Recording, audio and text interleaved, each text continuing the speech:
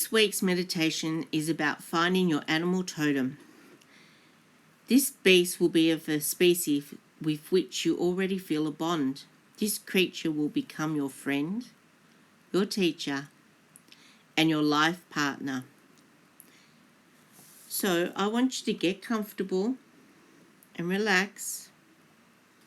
Take a deep breath in and out. Take another deep breath in and out. I want you to keep your focus within yourself. Let any thoughts just go by. When you catch yourself engaged in an external conscious thought, just take a deep breath and allow yourself to come back to your center. Now, I'd like you to picture yourself on a great grassy field. From where you are standing, you can see two very different sights. To your right is a path leading up a steep mountain peak, and to your left is a path leading down into a deep valley. The point at which you are standing is in fact the intersection of time and reality, a mingling point of reality and other worlds of the physical and mystical. I want you to visualize yourself taking the left path as it leads you down into a deep valley. You walk until you are standing at the edge of a forest besides a huge standing stone that seems to be guarding the path that leads into the forest. On the side of the standing stone is a word engraved into the surface. This is an affirmation word which describes and represents your potential at present. Take note of this word. You start down the path, and to your left you notice an animal standing at the edge of the path. It says nothing and will follow you as you pass. It means you no harm, but rather for this meditation will act as your guardian to ensure your safe passage. You continue down the path, which, although the forest is pitch dark, seems to self-illuminate, enabling you to see and not stumble. You see many things as you walk. Thick overhanging branches, incredibly brightly coloured butterflies and birds, sweet-smelling flowers and huge insects like beetles and spiders, all too beautiful to be afraid of.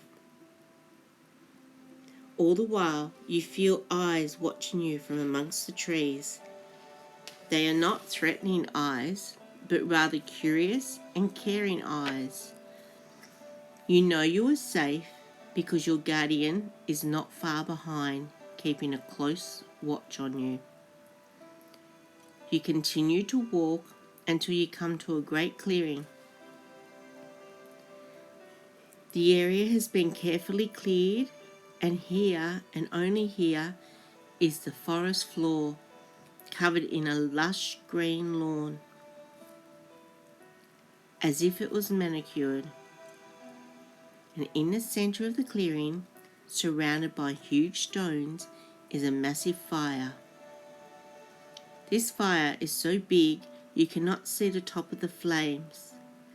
The glow is so intense you can see perfectly as if in daylight. You would think that with a fire this big, the trees would be scorched and the grass would be withered, but they are not. You would also think that with a fire this big, the heat being radiant out would be so ferocious it would be impossible to venture too close, but it's not. The flames of this magical fire are golden orange in colour, like any standard fire. But the flames are cool to touch. The fuel under the fire is burning. This is the sacred fire, protected by the forest. This is the Father Fire, sent to Mother Earth by Grandfather Sun. And when time was new, it was sent as an original spark, destined to ignite the fire of life and all new beginnings. It is the fire of spirit,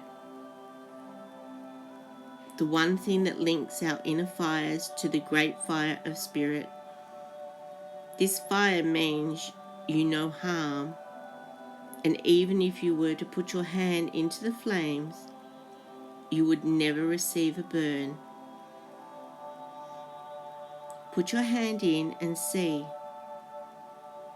Feel the flames licking your hand. Feel the sensation of the flames going over your fingers and your wrists, but without any heat.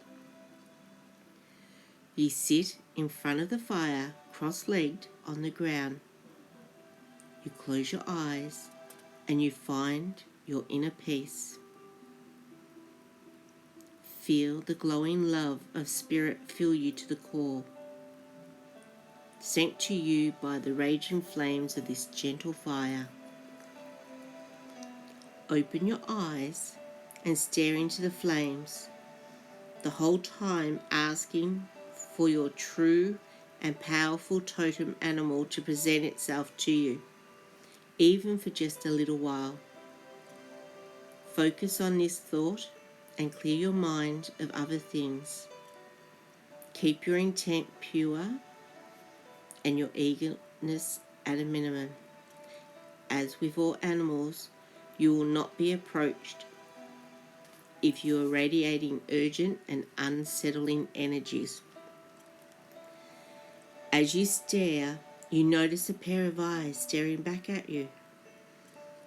They are not human eyes, and you know this, but you cannot as yet make out what sort of eyes they are. Gradually, a face forms around the eyes, and you notice a neck, followed by a body and legs. The animal is now whole and gingerly steps out of the flames and sits in front of you, perhaps to have a scratch or a stretch. This animal is your totem animal, and this animal may be a bird, a beast, a reptile, or an insect. It may be a fish, in which case your environment may have changed without you noticing. Watch how the animal relates to you. Does it circle around you or rub against you? Does it sit in your lap or touch you with its nose?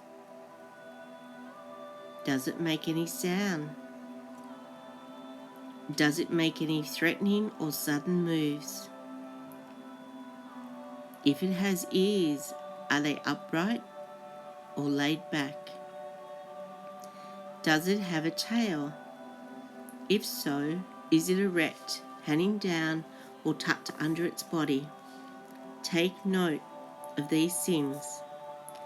After spending time with your animal, becoming accustomed with one another and communicating, it's time to say goodbye and allow the animal to return to the flames. It must not follow you out of the forest, so insist on it returning to Father Fire. Wait patiently if you have to. In the grass you will notice a word of wisdom meant as a message to guide you and link you to the animal once you part. This word will open up the communication link between the animal and yourself and will act as a symbol. Begin walking back up the path and you will notice that your guardian animal is still following you. You will also notice that it has made no gesture towards your totem animal as they have already met. Spend some time returning up the path. Remember your words. Say them in your mind. Do they prompt any feelings, thoughts, emotions? Now take your time to walk across the grassy plain once more, again stopping to observe and enjoy the wildflowers. Return to the gate and make your way through it. Make your way up to the front garden, to the place you began your journey, and take time to observe everything that you've left there. Remember your words and write them down, and wiggle your toes and your fingers and open your eyes.